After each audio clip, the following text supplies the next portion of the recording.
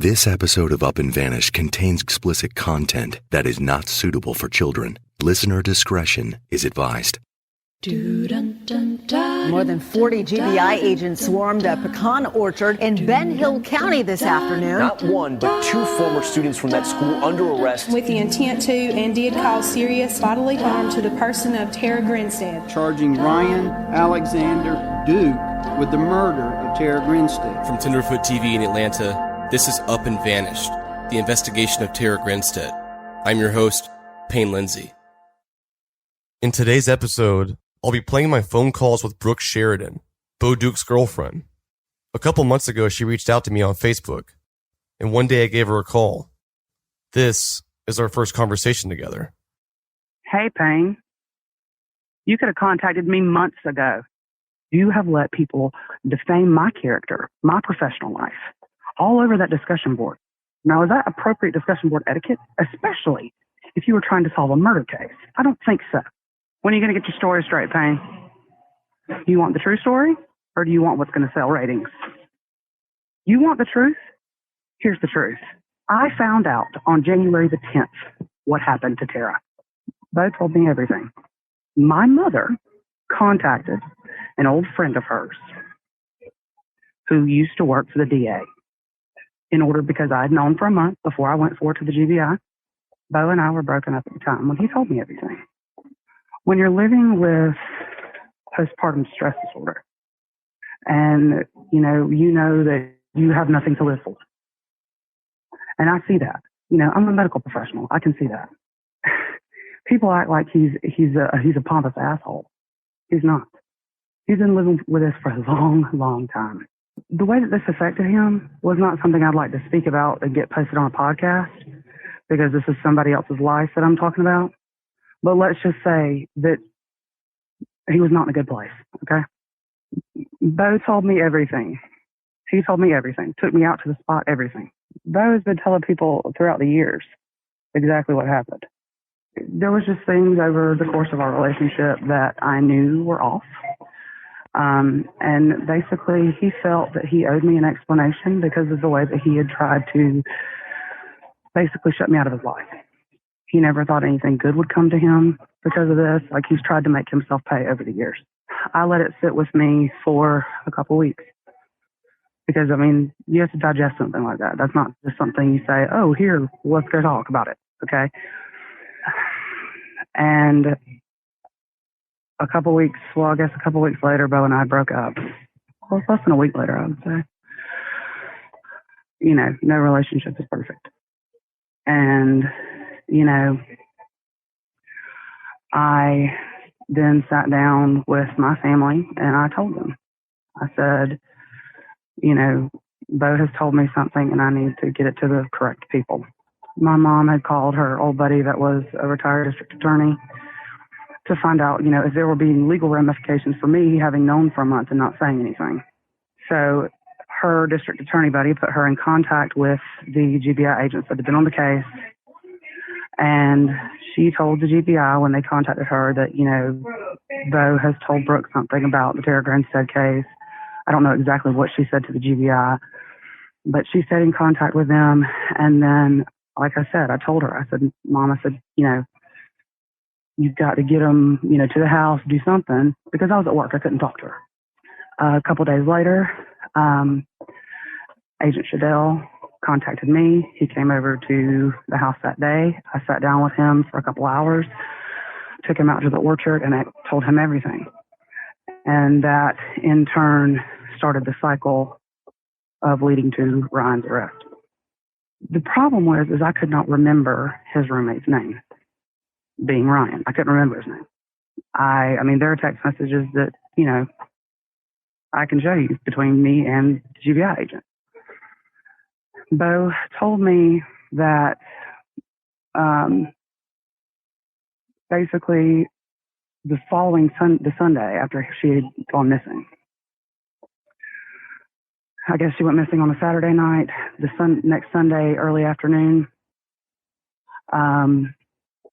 that Bo had been at home asleep. They'd had to get together at their house.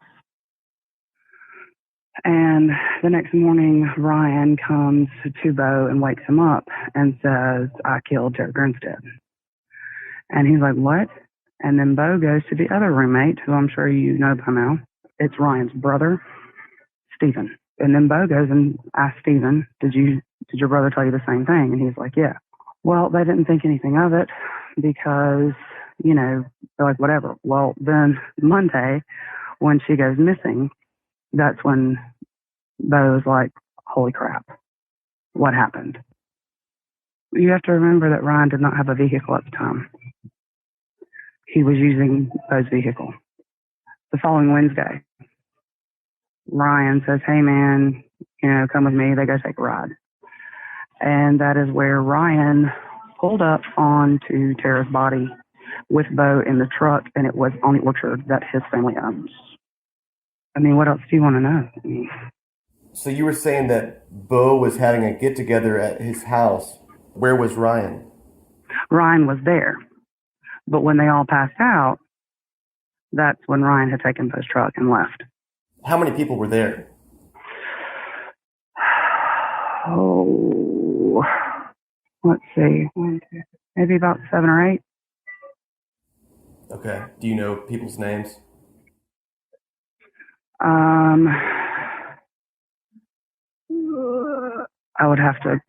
I'd have to go back in my memory book, Payne, because honestly, I'm not from Missoula. I don't know these people.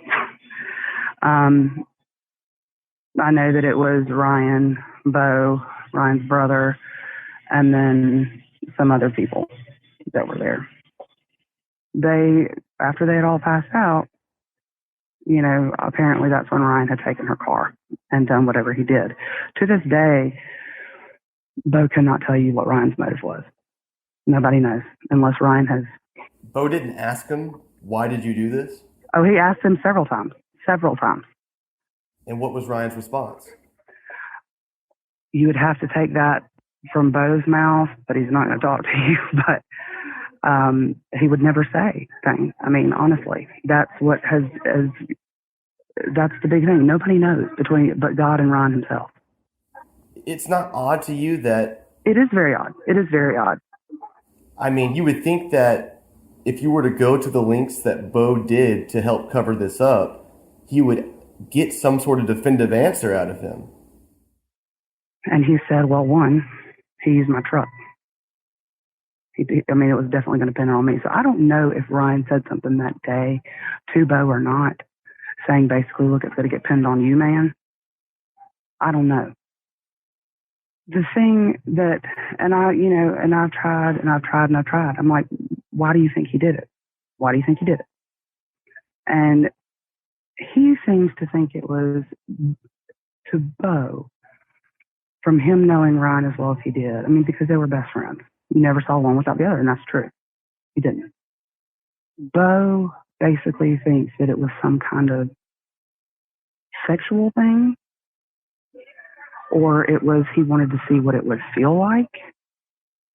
Now, as far as what happened the night that Tara was killed, I don't know. Bo doesn't know. And that's the truth. That is the God-honest truth. Did Ryan use Bo's truck to take her body to the pecan orchard? Yes. Yes. What time did they pass out that night? Bo and everybody else? Probably,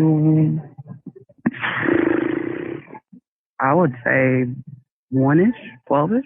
I mean, I don't know. I wasn't there, but I would say, 'cause if there had been a football game that day, I'm assuming they had probably been drinking all day. So I don't know. It just seems odd that Ryan would sneak out, presumably sort of early, and be unnoticed.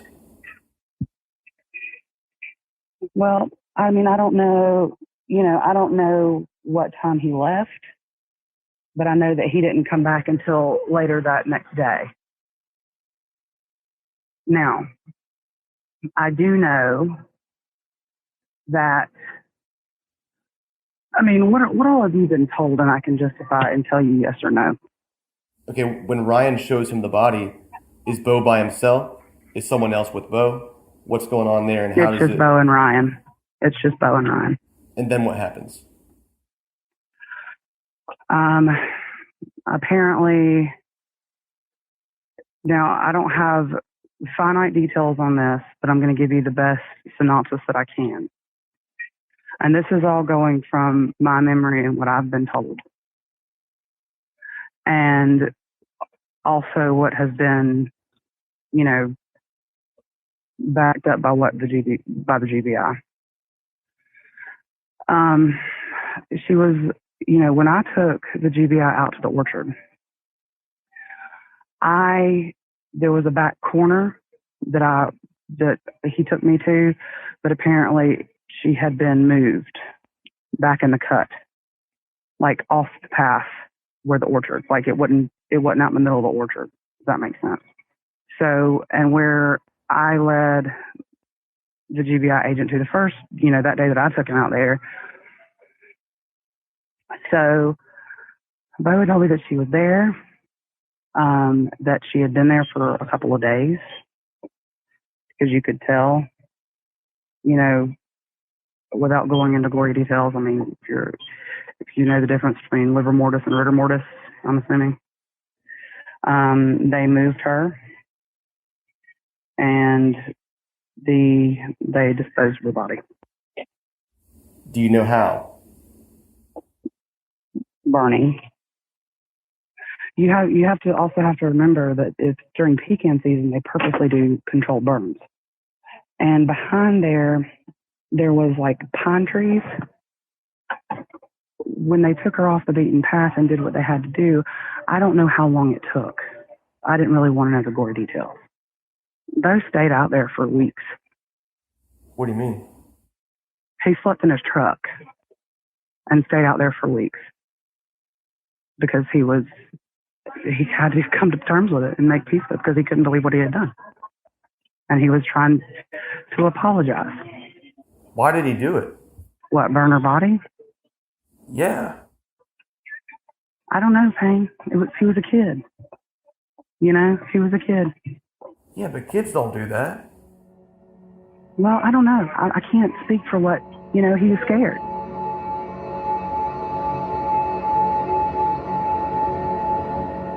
That was my first phone call with Brooke. I still couldn't wrap my mind around the idea that Bo had no clue why Ryan had done this. That seemed incredibly odd. And the idea that Bo went along with this heinous act because Ryan inadvertently threatened him, that sounded fishy too. The next time I talked to Brooke, I asked her some more hard-pressing questions, and she started giving more details. We'll listen to that call next, after a quick word from one of our sponsors. Because of the graphic and sensitive nature of the next part of this episode, I wanted to give you a heads up. This is not at all suitable for children, so please use your best discretion. Were you ever privy to what actually happened to her purse and her keys? No, I was not. Okay. They were thrown in a dumpster in Fitzgerald behind a laundromat. What laundromat? Now, I don't know if when this happened, the laundromat was there, because from my understanding, the city of Fitzgerald, that little strip, that highway or whatever is, been more developed than it was back then. But if I'm not mistaken, I believe that his aunt actually owns a laundromat there now. I don't know if it was there then. I know it's there now. From what I understand, that, from what Bo has said, like, he doesn't know if he tried to put her body in the dumpster and couldn't do it, and he just tossed her purse and her keys there and then took her to the orchard. But I don't know why I guess he just wanted to get rid of them.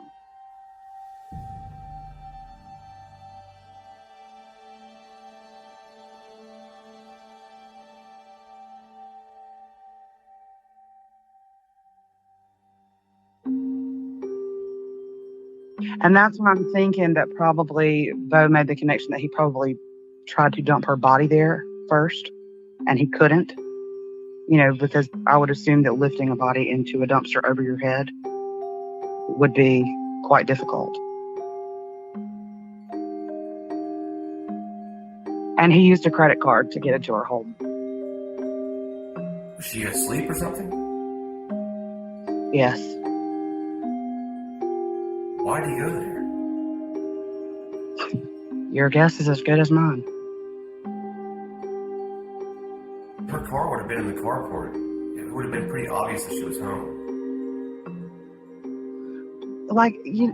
That's why the burglary charges or I don't think he went there, like I said, to rob her. You see what I'm saying? I think it was more of a sexual thing. I don't know, Payne. I don't know what his motive was. How did Bo not get any sort of answer out of him, even if it was a lie or something? I can't imagine being in that position and accepting no for an answer. Well, from what Bo told me a few months ago, I believe when he asked him, and don't quote me word for word on this, but Ryan basically said, it's your truck, it's your family's land, what are you going to do?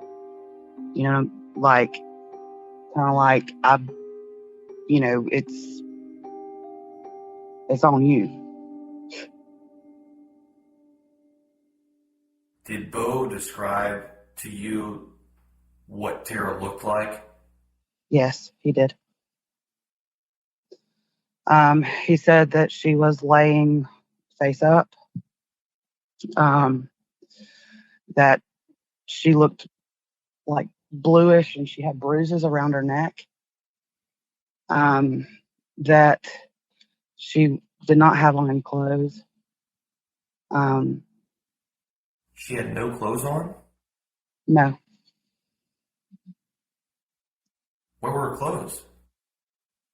I don't know. He never said. At what point did he say, okay, I'll help you out?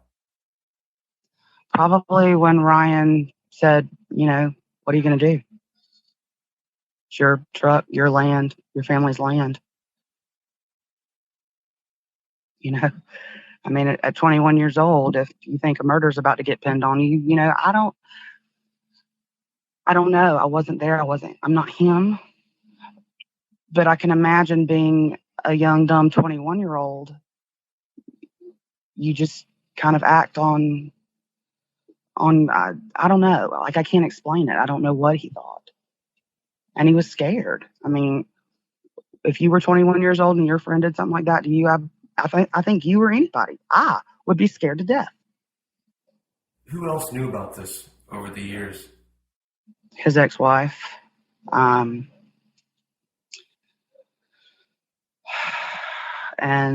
I know that he never told anybody in his family. I don't believe. He had told an army buddy of his. He had told his best friend. He had told, I don't really know all the people that he's told, but that's just the people that he's mentioned to me. And, his ex-wife had threatened him for years of going she basically blackmailed him, saying, if you leave, I go to the cops and I tell them everything. That's why they were together longer than they should have been.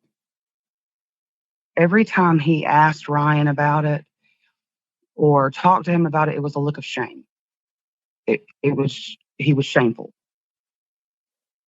It wasn't like, I snapped, or it was a look of shame, which I think, and to me, makes sense of why he went there with an intent to do something, like sexual assault or rape or something like that, because he was ashamed to tell anybody that that's why he did it. So why didn't Bo just go to the cops back then? He was scared. He was going to get pinned on him. I guess he did it after, it was put on his family's land. I mean, there was tons of things. His grandfather, was a senator or a representative.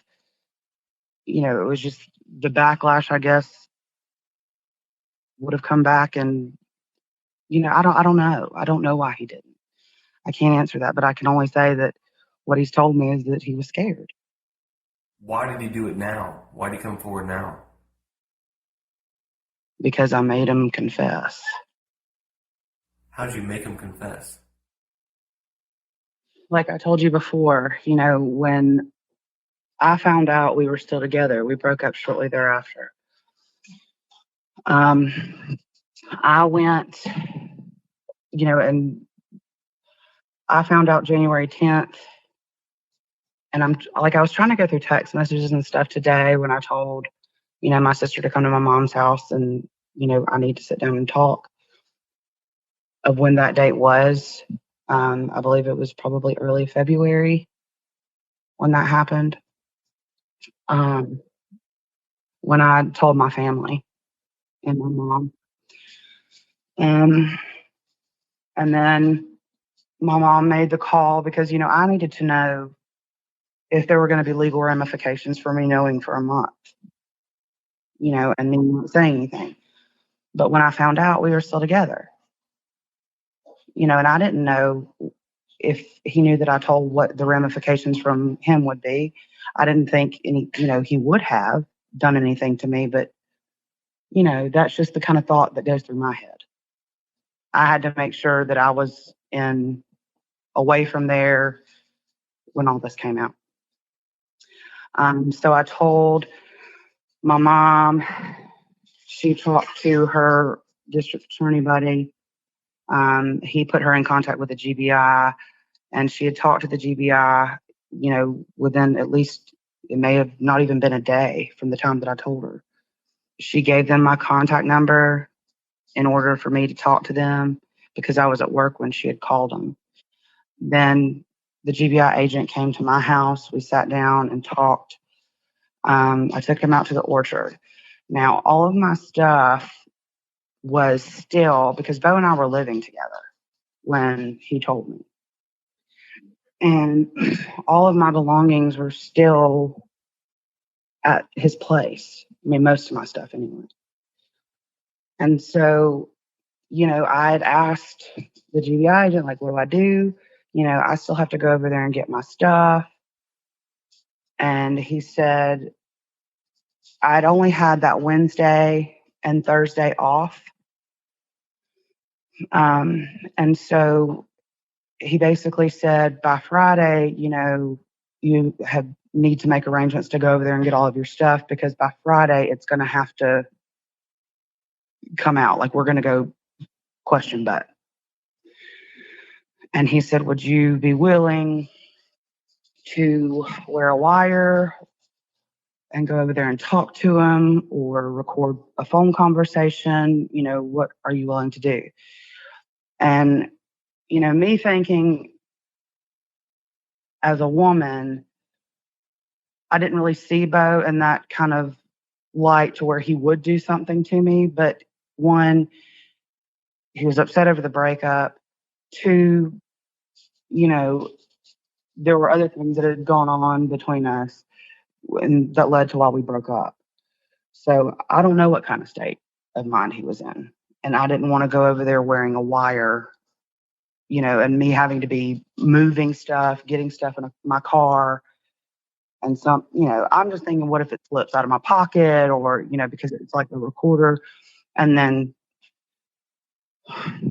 whatever. So,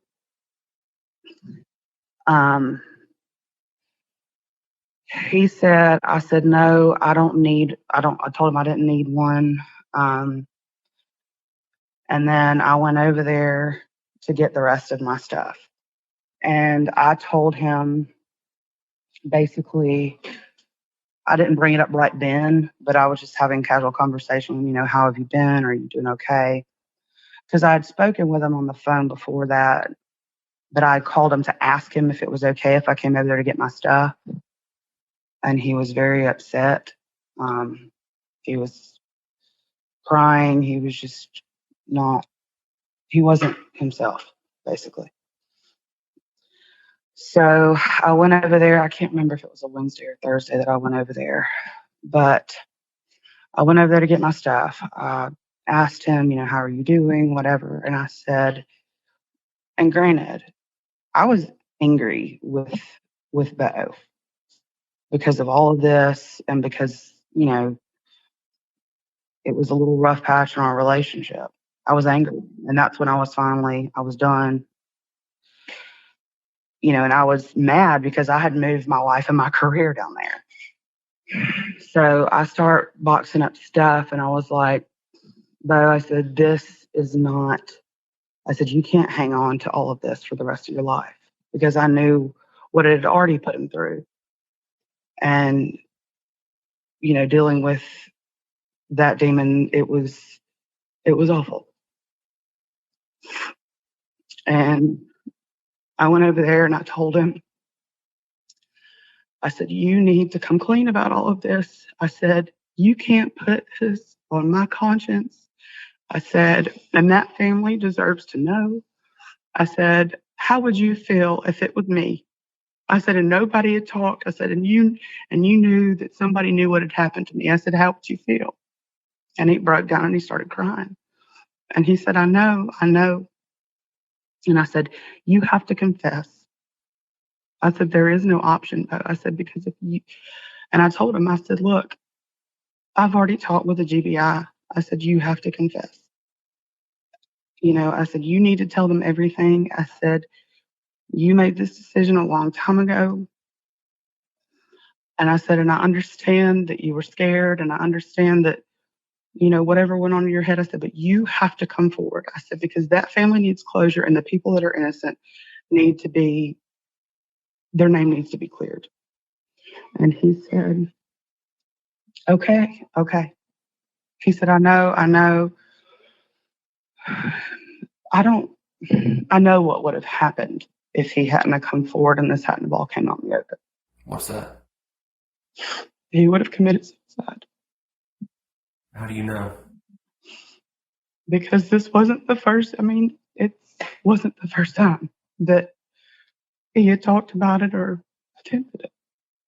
If you deal with a demon like that for so long, and it just grabs a hold of you and it eats at you, and you think you don't deserve to live, but you can't, and you had held on to it for years. And then you finally come forward with it. And he knew that he wasn't stupid. He said, I'm a convicted felon. This is going to completely put me, back up under the jail. All of that was just a snowball effect.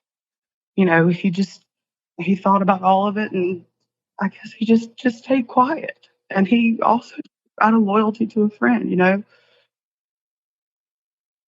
it had just all been coming to a head. He knew that I was over some of his behaviors. He knew that I was just over the relationship. And I told him, I was like, what is it?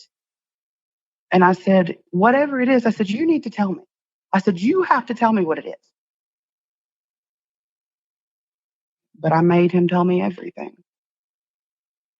He showed me where Tara lived and just kind of drove me around. He then took me out to the orchard. It's just kind of a scary place. It's very scary looking. He took me out there, and then he showed me the path they had taken her down that day that he and Ryan went out there. Because it was basically timber and pine trees back there. Because it's like the orchard, if you went there at night, you get lost. You would have to kind of look at it during the daytime to go to that particular back corner. But I remembered it very vividly when I took the GBI agent back there. I took him to the corner and I said, that's the path that he went down. He did not take me to the actual spot back in the back, because I wasn't going back there. I was scared. I'm not the type to go trekking back in the woods in the middle of the night. And then he showed me that, and That was pretty much it. And I knew that there was something about that orchard that he never liked because, when he worked for his family's pecan company, he never liked to go out there, when they spray or the trees or when they mow, whatever. He never liked to be out at that particular orchard. And then it kind of made sense as to why after he told me.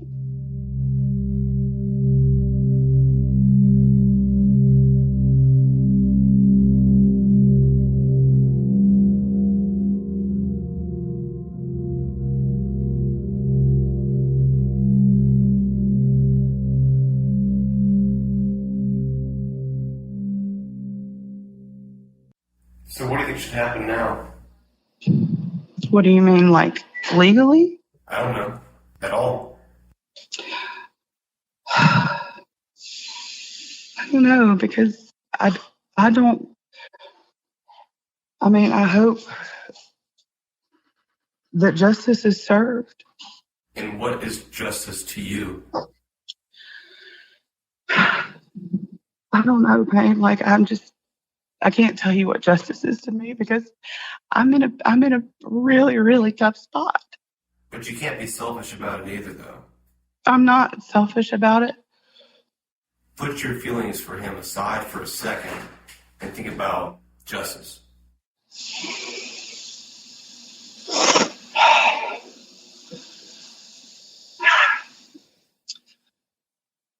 Ryan is where he is supposed to be, in prison. What about Bo?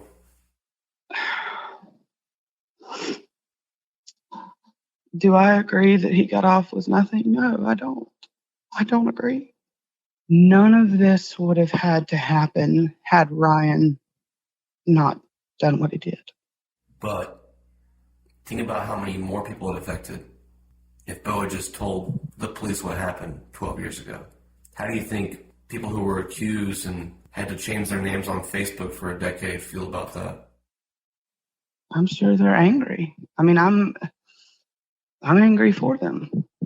Like I said, I'm trying to put myself in this situation and have dealt, and known this thing for, over a decade. Like I said, it was just a news story to me back then when I found out about it.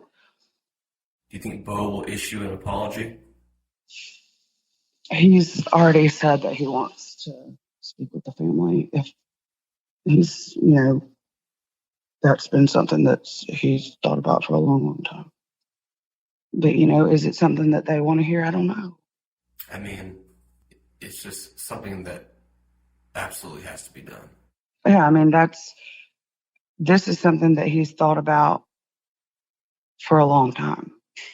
That the day that I went over there and told him, he said, he was upset about our family. I mean, he always has been. And I think that through the years, he's always felt that he deserved whatever shitstorm came his way. He was just waiting on something to happen to him. And sometimes he would put it into, he had a self-destruct button all the time. And I think that without him coming clean about it, that was his way of paying his dues, if that makes sense. When I say paying his dues, he's never allowed anything good to happen in his life since this. If he really, truly felt that way and was accepting the fact that he could live a terrible life and deserved to live a terrible life, then he should have just walked his ass into jail. He was planning on it. But when I told him, he was ready to go to jail. He was ready to. Yeah, well, at that point he had to. You'd already told him. I mean, it's not like he was oblivious to going back to prison. But clearly he chose to live a free life versus pay for what he had done. Free life as in free out of prison. He made a conscious decision every day that he woke up to not tell what happened to Tara. That's correct. He did. He chose to be selfish. I mean, he even thought about becoming a soldier for hire, like a mercenary. I mean, and that's a death wish. A private contractor for the military, that's a death wish. You're not protected by the U.S. military. I mean, that's what he wanted to do. There was a point in time when he was ready to go. Like had his passport, everything ready to go. Because I guess that was his way of paying. He was ready to pay with his own life because, if it wasn't taken in the line of duty or if it wasn't taken, he would have taken his own. It's even more selfish. You kill yourself and not tell Tara's parents what happened to their daughter. Well, I'm sure that he would have said something. I mean, I try to empathize with people. I see manifestations of PTSD in people all the time. I see manifestations of drug addiction in people all the time. And they make dumb mistakes. And then when they become sober again, they don't know who they were at the time. You know what I'm saying? I try to be an empathizer. I don't look at somebody who has a drug addiction as, they're just an addict. That's all they are. It's a disease. I try to be an empathizer, and I guess that's just who I am. I don't know. And it may make me an awful person. I try to empathize with people and all parties involved. I don't think that because somebody makes a mistake, a grave mistake, that they should be deserted for the rest of their life. I don't empathize with Ryan because what he did was out of malice. What he did was awful. If what Ryan did was awful, what Bo did, what was that? Just not as awful? It's preservation. I mean, it's self-preservation. Burning a body? Okay. So if it wouldn't have been burned, if it had been disposed of some other way. That's not the point. The point is that it wasn't disposed some other way. First of all, Bo burned her body. That's not self-preservation. But if Bo had gone back to the police back then, I guarantee you the way that things have worked out thus far, he would be on death row right now. Why would they believe Bo, or why would they believe Ryan over Bo? You're putting all your trust into the cops, into law enforcement. Okay? Up until this point, they've gotten it wrong. Somebody hid it from them. But back then, if he would have gone and said, hey, it wasn't me, it was my buddy who was clean-cut, all-American guy, but yeah, it was my truck, and yeah, it was put on my family's land. I know it doesn't make sense, but hear me out. If you were Marcus Harper, or if you were Hughes Dykes, or if you were these people that had been accused of a murder for years and years and years, you're in your own hell. If you're presenting the evidence, like in a podcast like you do, people believe what you say. People believe the media. People believe what you say because you are their only source. What's your point? My point is that you can paint a picture however you see fit. If you're going to present, like this is real life, you have to see both sides of the story. That's naive to think that I don't have anything to fear because the people judging you and that are going to have your life and your fate in your hand are just people. We don't know. You're not a prosecutor. I'm not a prosecutor. The evidence, Bo would have not known anything had Ryan not pulled her up on her body that day. Did he make a grave decision? Yes. It was a heinous, awful decision. He said, it's your truck. It's your family's land. What are you going to do? Do you really trust?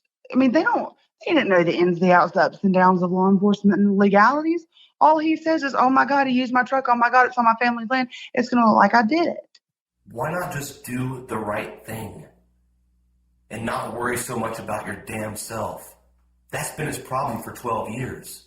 Constantly worrying about himself. Just tell the truth. I have never agreed that he did not go to the cops at all. But from a selfish person's perspective, because we're all creatures.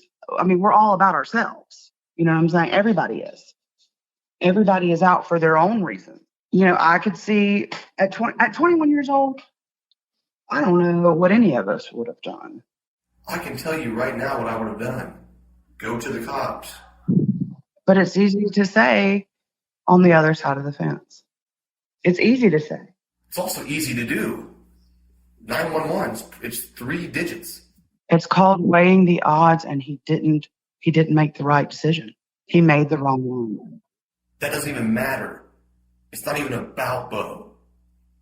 He did something that was very wrong. Let's just agree with that and not even try to explain why he made this awful decision. It's only about Tara. And he can do the right thing by issuing a public apology. He can't because he's under the gag order. Oh, well, that's just super convenient. He had about 4 or 5 days to do that before the gag order was in place. Would it have hurt the family or helped them? Is that a serious question? Yes, it's a serious question. Would an apology hurt or help them? But, Penny, you have to understand. How do you put 12 years of feelings on paper?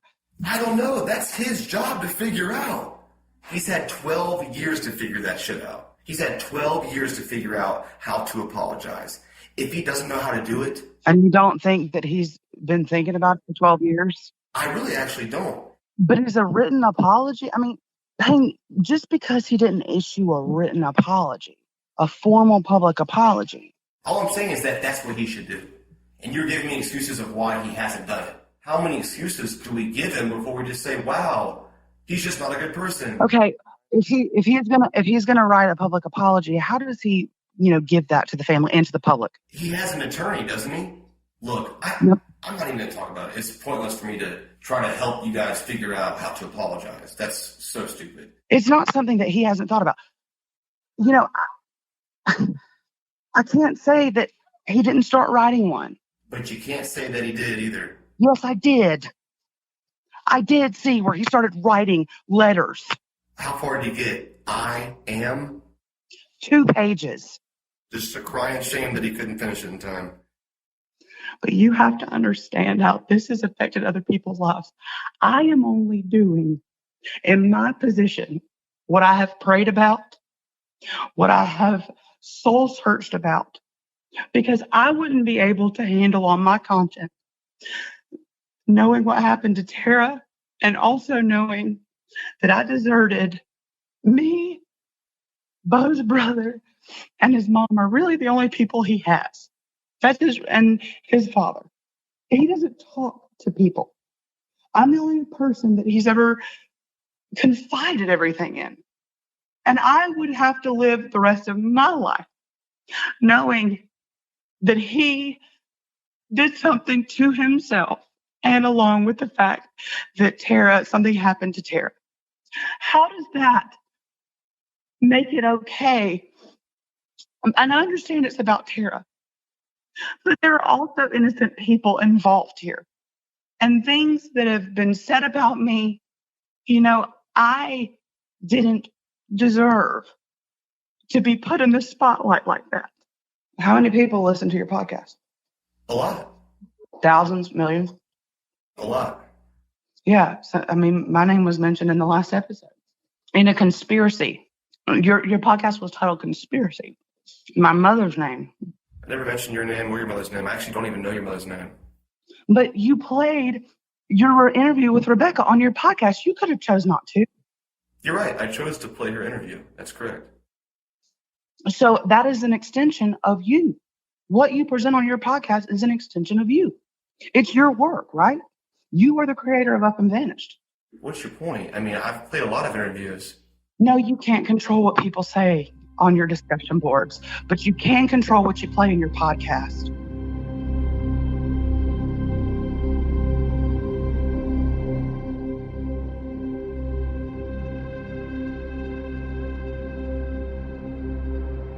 I really tried to give Brooke the benefit of my own doubt. But it was clear that we had some disagreements. We continued to communicate for several weeks off and on.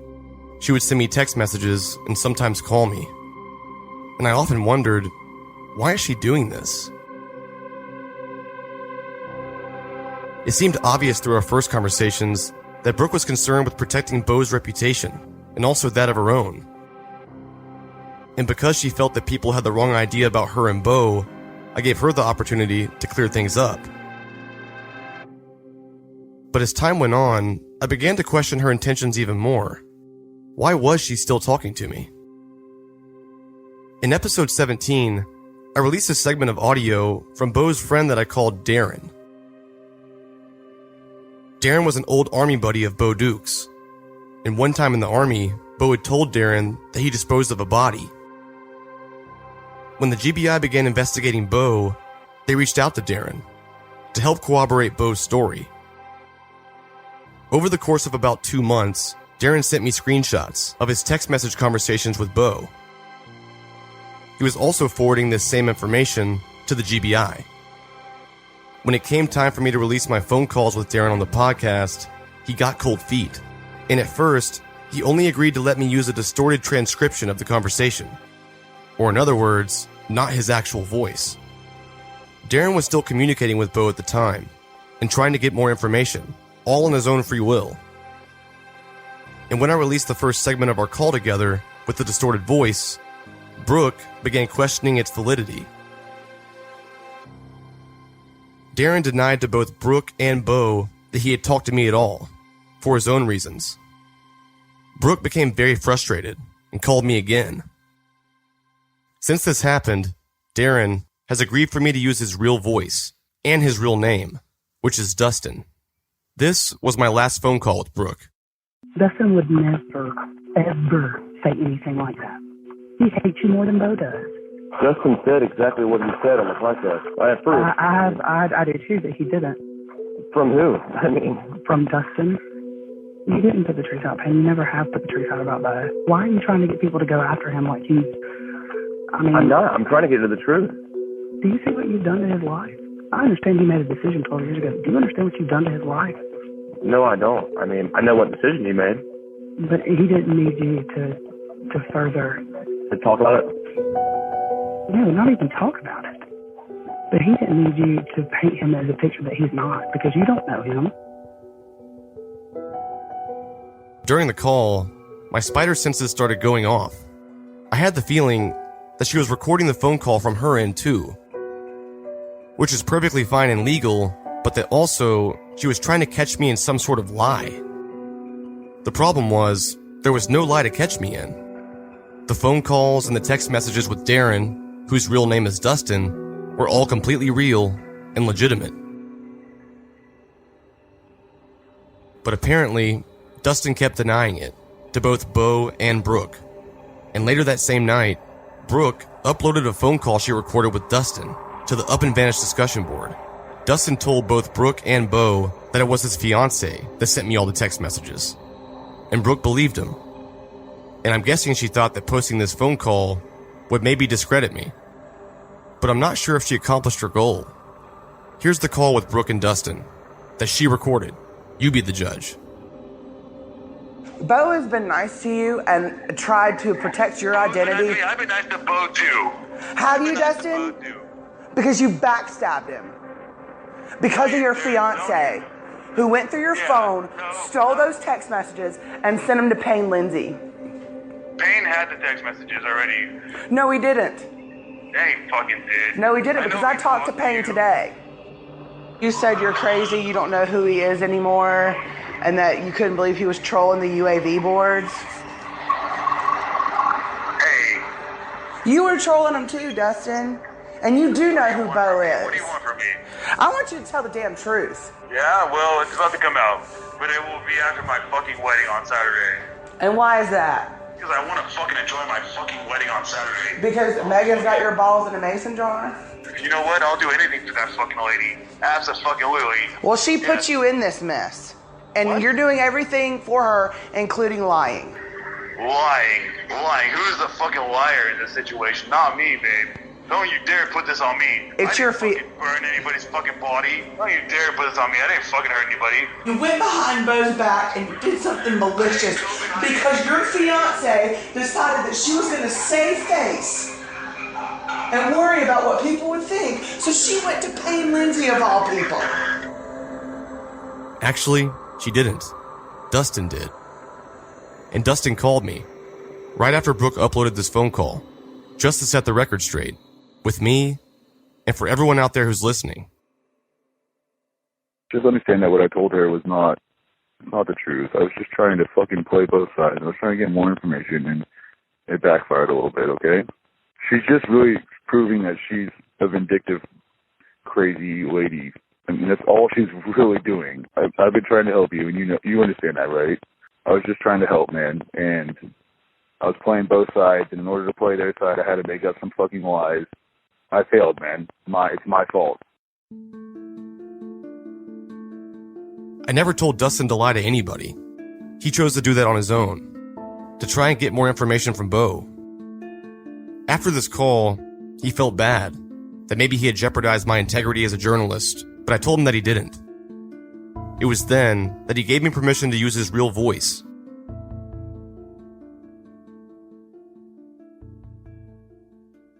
In my conversations with Brooke, she kept telling me she was a victim in this situation, and that the podcast brought her unwanted attention, even though at the time, I hadn't even said her name yet. But now, just a few days ago, Brooke did an exclusive televised interview with the CBS show 48 Hours, taking credit for having solved this case. CBS released a short segment of Brooke's interview on their website, and the full episode was supposed to air this past Saturday, but it didn't. Several Up and Vanished Facebook groups were outraged by the representation of Brooke and took it among themselves to do something about it. Hundreds of Up and Vanished listeners sent countless emails and messages to the producers of 48 Hours, expressing their concerns. I didn't ask them to do this. They felt compelled to on their own. And one day later, the 48 Hours episode with Brooke's full interview no longer appeared on the TV guide, and instead, they played a rerun episode.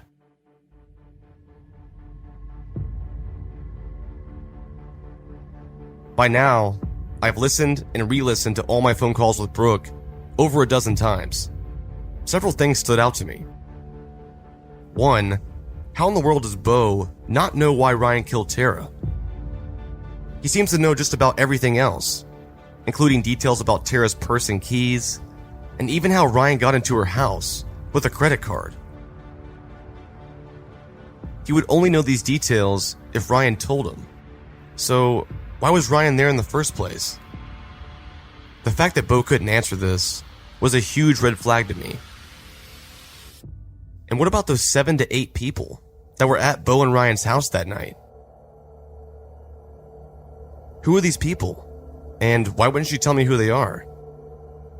I just found it hard to believe that every single person had passed out and Ryan stole Bo's truck, drove 20 or more minutes to Tara's house on a whim, going unseen and undetected by 10 or more people. According to Bo Duke's arrest warrants, the crimes he committed occurred between October 23rd and October 28th, 2005.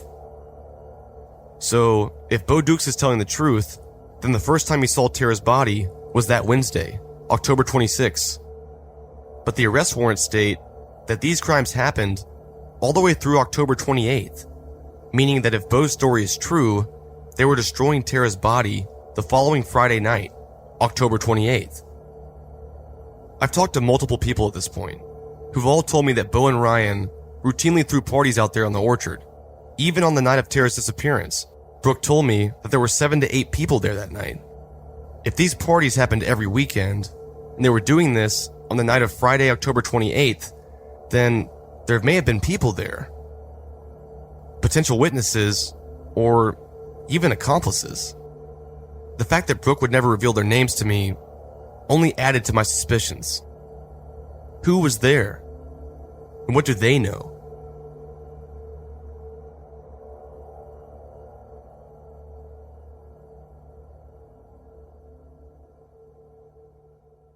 Right before I aired this episode, I got a random phone call from another friend of Bo Duke's who served in the army with him.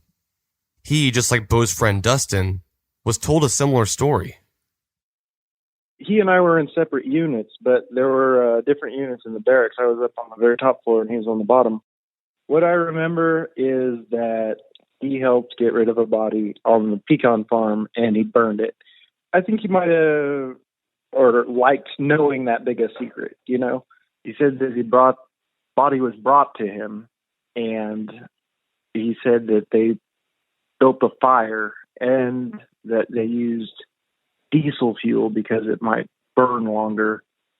Bo mentioned like letting that fire like burn like all night. There was a party spot, I guess, that they talked about.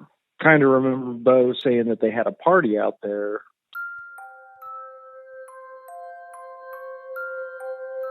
I remember it being real haunting. Enough for me to remember. If you're having parties out there routinely, that gives you a way to conceal. You know, a fire just burning out there is going to raise questions. But a fire out there where a bunch of people are partying, that's not as peculiar. And I think that could have even been, you know, the plan.